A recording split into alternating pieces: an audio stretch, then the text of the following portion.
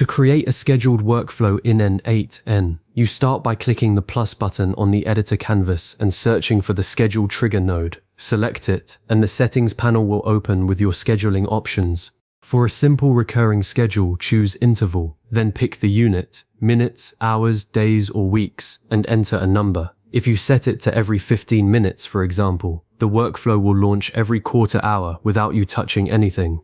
For more precise timing, switch to custom cron and enter a cron expression like 08***1 to 5 to run every weekday at 8 a.m. That's the core setup. You've just added a timer that replaces the need to click execute workflow manually.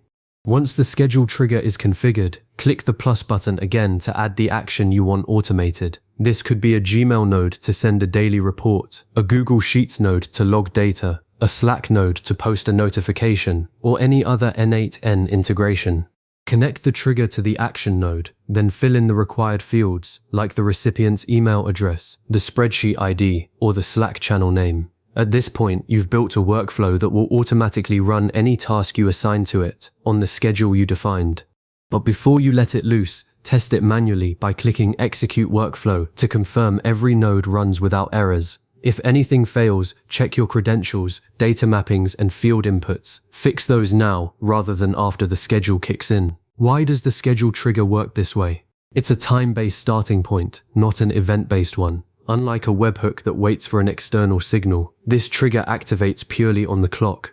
That's perfect for recurring business tasks, sending morning status emails, backing up a database at midnight, syncing CRM data hourly, or checking an API for changes every 5 minutes. The interval option is ideal for beginners because it handles the math for you. Just pick a unit and value. The custom cron option gives you total control, letting you specify exact minutes, hours, days of the month, months, and days of the week. For instance, 39:1** runs on the first of every month at 9:30 a.m., useful for monthly invoice generation.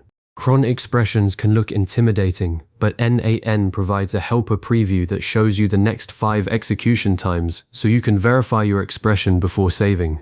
A common pitfall is forgetting that the schedule trigger only starts the workflow. It doesn't send the email or update the sheet. You must connect a second node to do the actual work. Another mistake is activating the workflow without testing it first. Always run a manual test.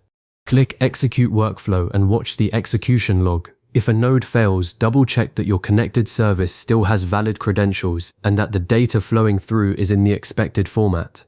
For example, if your Gmail node needs a date string from the trigger, make sure the output includes a timestamp you can use. The schedule trigger provides an ISO timestamp and the next execution time, which you can pass into your action node if needed.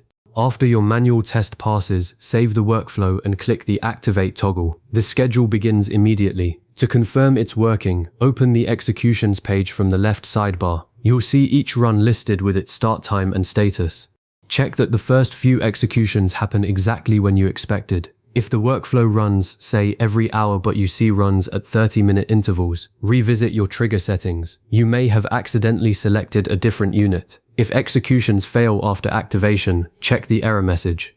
Common failures include rate limits from external APIs, expired authentication tokens, or data formatting issues that only appear when the workflow runs at scale. Adjust those settings, save, and reactivate if you've made changes.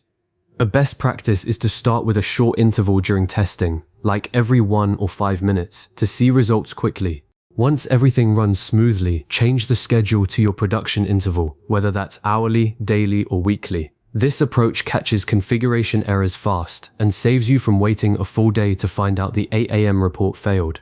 For advanced users, consider building modular workflows. One schedule triggers a backup, another handles data cleaning, a third posts reports. Each workflow stays focused, making it easier to troubleshoot and update individual processes without disrupting the entire automation system.